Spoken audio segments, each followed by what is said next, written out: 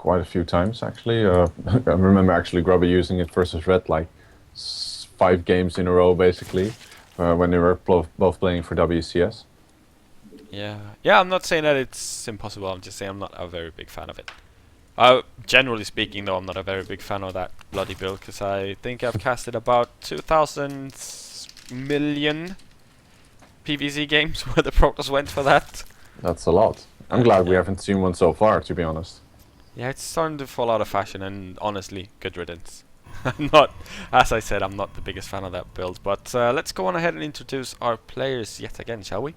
Yes. In the bottom left, we have once again our Green Zerg, really hoping to turn the tide here. He managed to win the previous game to come back. It is from Team Myth, it's Daz. And in the top right, we have his teammate, his opponent, Yellow Protoss, Viper. Yes, there we go. And actually, Wish left without even saying his usual good luck stuff and. He tricked you, man. He faked it! Damn you, Wish! You're probably one of those guys that gets faked out by that stuff on ladder and it's like, yay, I won. Oh wait, that doesn't actually happen anymore because you get the score screen, like, if he actually leaves. Yeah. So that would be really silly if you fell for that. Yeah, I saw some guy that did a really awesome thing. So I tried it and I won with it. Now that they're just, doing the powering up phase of the game.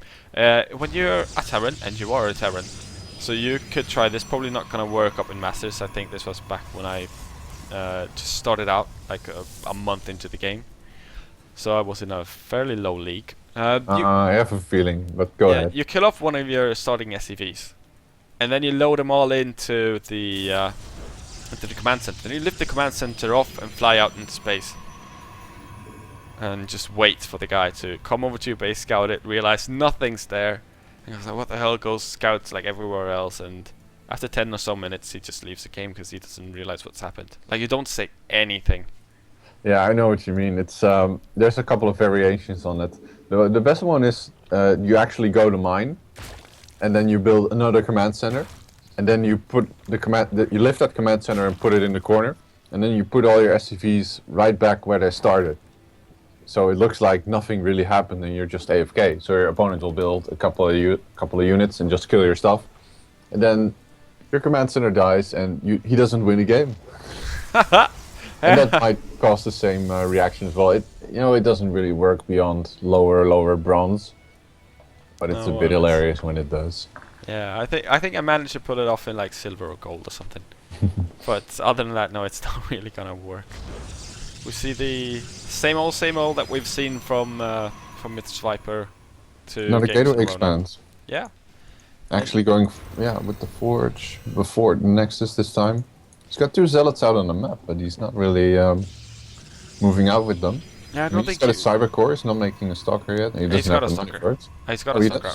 Yeah. Oh, he just finished. Yeah, of course. I didn't see it in the production tab. So there it is. And he's going to move forward now. Going to try and deny a third, which does not exist. Actually, the only thing that does exist is a whole bunch of links, which are now being made, and looks like Daz is gonna just stick defensively on 2 base, which I think is what Viper's gonna be pretty happy with, just containing his opponent on 2 base with this rather small force. Yeah, that's another. I mean, this is one of those things that you want to have happen when you go for gateway expand. Like, you force your opponent to build links, which he typically don't want to build. You force him to not have a 3rd base, which he wants to have. So. Oh, nice position with those links though. It's going to go for a surround. Drone's actually being picked off the line here, and this, aggression is going to get shut down rather quickly by these links and these queens. One Zealot already almost down. Stalker actually gets away. And yeah, Viper doesn't really manage to do any particular he's got to snap the queen. He's got to snap the queen. Yes. And now he has to run for it, and I think link speed is going to finish, so the Stalker's probably not going to get away. Looking at the losses tab, it's actually quite equal. To be fair, Daz's third was delayed, but so was the initial Nexus of Viper. Yeah, now we have speedlings, so this Stalker is in a whole lot of trouble. Yeah, let's see if he actually can find himself a little cranny to get tucked into to maximum amounts of damage, but instead... No, it's pretty dead. Yeah. yeah, so just like getting into a cranny to kill off like 1 or 2 more links with a Stalker that's already dead is just, maximizing. making the best of the worst situation possible. Yeah, yet again that glass is half full type of thing. But he's Dutch, so he's probably like, meh.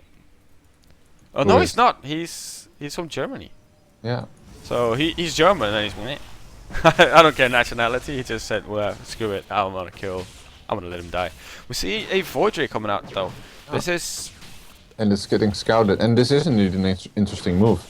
I'd really like to see our players go for something like an actual strategy this time, because it seems they've been sort of been freestyling it a bit up. This has to be like the weirdest mind game in all of history. It's just one Phoenix. No. I didn't He see the started building a Void Ray, Yeah. and then he cancels it, and then he goes for the Phoenix instead. He must have hit the wrong key, because there's no way that his opponent's gonna know that there's gonna be a Void Ray inside. Because if he clicks it, he's not gonna see what's building. Yeah, of course. So yeah, that is pretty interesting, and he's just gonna make Phoenixes and sentries. Yeah, like So I don't really see what the end goal is of this build. It usually there isn't. You just make a couple of Phoenix and you start to harass, kill off overlords, and just do whatever the hell you want with them. yeah, you usually have this to like expand into something else. At least that's the way that I do it. Okay, of course, so the way that I do it doesn't have to be isn't the only way to do it. But I usually have this to harass, and then get myself up towards Colossus Tick, and then get myself a third base. obviously you're now spawning these Phoenixes, so he knows what's up. Might start to retreat his overlords. No, just not gonna bother, I guess. Maybe make a few more. Instead, he's gonna throw up a couple of spore crawlers in order to be safe. And this Phoenix harass, it's probably just gonna be more for map control than anything else. But still interesting move. Daz doesn't seem too phased. Just throwing down a couple of spore crawlers, getting his infestors out nice and early, and just droning ahead. Yeah, it's. I mean, this is the thing. Like, you can't really win a game off a grown Phoenix. It's Yeah, of course. that's very, very irregular to manage to do. So that's why I think he's just going to use this to get map control, to be as annoying and pesky as possible, make sure that his opponent's not really going to feel comfortable with moving out, because you really want to have somewhat of the element of surprise, and then go in, maybe snipe off like 1 or 2 drones here and there. Void Ray Phoenix. Is there a Void Ray out? No, there's no Void Ray out. Oh, almost kills that Phoenix. I don't know if you... Are you still here? Because you lagged Yeah. on Skype. Okay, cool. I was just being hypothetical, saying like, when they do go for Void Ray, it's in order to force out Hydras, which you then hard counter with Colossi.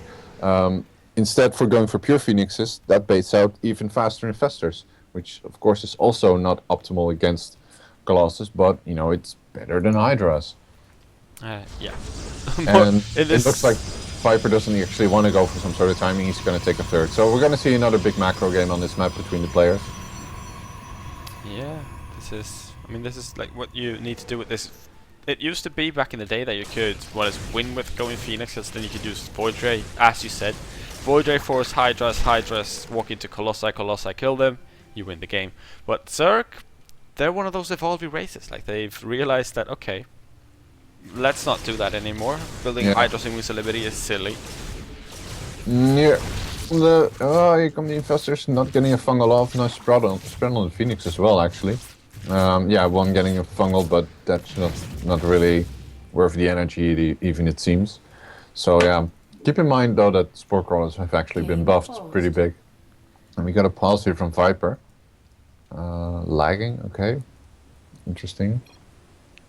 Yeah, it sucks when it lags, to be completely honest. But we'll just have to wait and see, like, if he can solve something. It's probably on Daz's end. Yeah, it might just be his PC. Like, if he gets frame drops, then that's not even technically lag, because lag implies there's a delay between the receiving and transmitting of the signal, which is really the case. Which is not really the case if you've got a low frame rate. Yeah. So I also do like the way that Myth is walling off right now, because by doing this, he's effectively saying that, okay, I've got my third base, which is walled off 4 cannons, well more than some people would like to have there. and then he's placing 2 more cannons to defend that the ramp up towards his natural. So he's just saying that I want to be a little bit turtly, get my economy up. I'm fairly comfortable on 3 base, or probably even very comfortable on 3 base. Small note I have to make on the way he manages his economy. Like, he's up to 52 probes now. Chrono boost is really good, mind you. But he didn't actually start chronoing probes until his third actually finished. And hold that as we actually have an engagement here from Daz, which I do not think is a good idea, because there's Qualifier here, ready to roast these roaches and these infestors, and he's forced out rather quickly. Yeah, but, almost kills a photon cannon. Oh, he's actually gonna keep this aggression going. What is he doing? Infested turrets are being used, but they're... Okay, that's quite a lot, so it's forcing off the Colossus to back off. But Force Field and these Colossi are actually doing a good job at just killing off these infested turrets. Focusing down the Nexus at this point with these Zerglings. Third Colossus now joining the fray, and he actually managed to take down the Nexus. Wow! Absolutely not what I expected. It took him all of the energy off his infestors. So at this point he's actually extremely susceptible to an attack from the Protoss. If he just took his Colossi, warp in a whole bunch of additional Stalkers, Chrono out is plus... Oh, it's only +1. Whoa. Okay, that really made a difference.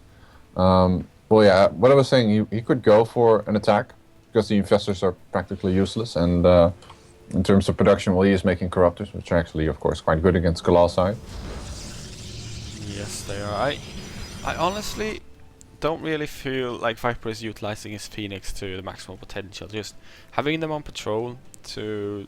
I have no idea what the hell he's patrolling against, because, like, who would send in an Overlord Scout or an Overseer Scout at 16 minutes into the game? Mutas aren't really going to be a problem, since he's already seen that there are a lot of infestors out on the map. He's moving across the map as well with 4 Colossi. He doesn't quite have anything to reinforce these with, though, because he's got no forward pylons whatsoever. So I don't quite know what he's going to be wanting to do with this. He doesn't have an observer with him either, so he can't really clear out creep. So not too much of a Corruptor count either. There's 3 more in production. There's a total of 9 on the map, which of course could take out Colossus relatively quickly. But he's gonna take out this 4th if he just puts his mind to it. Yeah, there we go. That's exactly what he wanted to do, and it's not even gonna get contested. Big one by at the 3rd. Actually, well, not that much damage. Sorry about that. Yeah, I saw it loading up. I was like, okay, 4 cannons and an Archon. Okay, now here's the big run by. No, okay, I'm just gonna chill at the 4th while Viper really seems to be eager to move into the 3rd, and in the meanwhile these infestors all have at least enough energy for 1 fungal, and the Corruptor count has significantly risen, so if he gets a good flank off with blinks from the others... Oh, there's actually Broodlords, how did I miss those? Yeah, this is going to be a tough engagement for Myth Viper at this point. Actually taking down all of these Spine Corruptors without too much effort, and now here come the Corruptors. Needs to micro back those Colossi really quickly, but they're being fungled. Using the Stalkers to focus down these Corruptors as much as possible. Actually blinking under the Broodlords, fully committing to this attack. And it's just getting crushed by the huge amount of DPS from the Infested Terrans and the Broodlings from the Broodlords.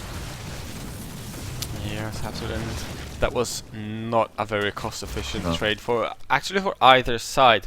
But since Daz did kill off so much, it doesn't really matter too much. And I mean, it becomes cost-effective since he won the engagement, but had he not blinked forward, Viper that is, in that crucial time, I feel like he could have moved back and not have been too far behind. Of course, GG Lords, or as they are starting to become now, they are still Broodlords, mind you. There's just 7 of them. Same with the Infestors, there's 9 of them, so they're still just regular old Infestors, still very, very good, but not quite unmanageable amounts. The Fleet Beacon is on its way up, which is of course very good for Myth Viper, but then again, he is fairly far behind when it comes to the economy, because he's completely mined out in his main, or 2 mineral fields, and his natural is looking very, very, very thin. And we've got 5 base just about to hit, halfway done with the 5th hatchery for our Zerg. Sorry about that. I was going to comment on this earlier, but the mineral patches at Viper's 3rd are practically untouched. I mean, he's just started mining them with 24 probes, but most of them have 1300, 1400 minimals left on them. So in these past 20 minutes, he's barely gone past 2 base economy, which is, really not something you want to do if you want to go for a big Colossus Stalker timing. No, it's So, absolutely not. so once again, like I mentioned at the start of the game, I don't see much of a device strategy being executed and moved out for either player. Now getting a mothership, I really feel it's all a bit too late at this point. Well, it's never too late with a mothership. Land the perfect vortex, get a couple Archons in, and you win the game. But it is fairly late. Zergs are really, really good at handling it right. Well, about now, because they've had to handle it for so long. We've got the neuroparasite research about to finish up. We've got a couple of zealots trying to move on into a polka forth. Not really gonna do anything at all. They're gonna get the spine crawler down to almost 50% health, and of course force the death of roughly 30-ish broodlings, but then broodlings dying doesn't really matter. We've got the 5th attack by zealots, and it's going to go down, but it wasn't mined up from anyway, so doesn't really matter too much for the Zerg at this point. Well, it limits his ability to expand, obviously, but really with an army that the Zerg has at this point, that's not really the real problem. It's Infestor, Spinecrawler, Broodlord with very limited corruptors, I think. Yeah, there's only one corruptor out on the map. So besides that, he doesn't have much. So I think their theory of landing the perfect vortex, getting Archons in there and winning the game actually upholds pretty well. Yeah, it's I mean, it's always a possibility. It's just hinging your bets on doing it is never going to be comfortable for a Protoss. I mean, that's more or less what Viper has to have happen for him right now. It's so gimmicky too. Yeah, but that is more or less what PvC late game is in this expansion. It's very gimmicky. Yeah. So I mean, the only thing that Daz really needs to do in this case, which is something that a lot of pro gamers that are vocal about their thoughts, like Idra and the likes, are saying a lot, is that Zerg right now needs to sit back and bore his opponent to death. Yeah, with spine crawlers and pushing across the map and taking every base there is. Yeah, exactly. Like let's say he gets up to 50 spine crawlers, which isn't a ridiculous number, even though it sounds completely ridiculous. And then behind that, he's sitting on like 20 broodlords, which again, even though it sounds ridiculous, it's not a very ridiculous number. And then he pushes across the map slowly, creep already up by both of the 4th bases for the Protoss, so he can't really expand anywhere. And then he sits behind this. Look where he's moving his spine crawlers towards. Yeah, exactly. This is the boring way of doing it. It's, of course, it's not the same thing as saying that this is the boring way as this is the bad way, because this is more or less the way that you want to do if you want to be really, really sure that you're gonna win the match. Viper has energy for a single vortex. There's also quite a few corruptors out, so looks like that's gonna be like the only thing he'll ever manage to do with that one month. Oh, there's only 3 actually. He morphed them into he has 18 broodlords. Yeah. It's, if he manages to get all of those in the vortex, I'd be pretty surprised. Yes, it's not gonna be an easy feat. He might want to try now though, because they're all so nicely bunched up. Oh, they're so clumped up. Oh, is he gonna get it? Oh, he wants to. He's actually got neuroparasite on the infestors. Oh, nice. They're splitting up now. Really good well down there by Daz. He was in. I mean, if that vortex lands, he is screwed. He's absolutely screwed. And now he's got a concave up with his broodlords, and I don't really see much of a way out of this for Viper unless he manages to get his. Yeah. Bye bye. It was bait all along. It's like, I got you closer by killing them. Now on the army. Actually, if he goes in right now, just attack move, just keep fungling, and he'll be able to actually completely crush this Protoss army. And it kind of looks like what's happening is Viper just he lands the vortex, but it's not that good. And he's pretty much just suiciding his entire army into his opponent's spinecrawler, Broodlord infestor wall, which is exactly what Daz wants to happen here. Vortex comes out, there's 2 Archon, and they die pretty quickly, and he actually neurals the mothership. And yeah, it's gonna die. And with that, I think we can say adieu to Viper, who decides that this is the good moment to throw down a Nexus at his 4th while there's 20 Broodlords right outside it. Yeah. That was peculiar. Well, why not? You need to take risks to get back in games you're behind on. You can't take much more of a risk than that. Oh, let's see.